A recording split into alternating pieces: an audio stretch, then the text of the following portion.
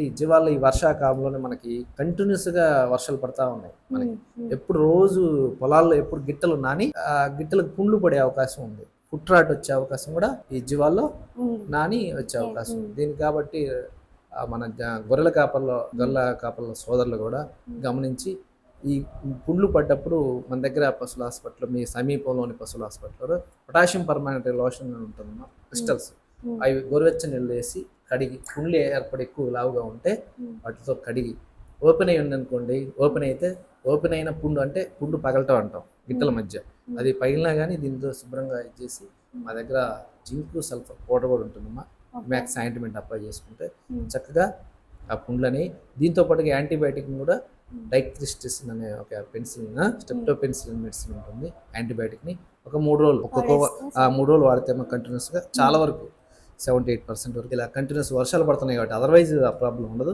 ఈ జీవాల నేను చెప్పే గొర్రెల కాపర్లకు చెప్పే సలహా.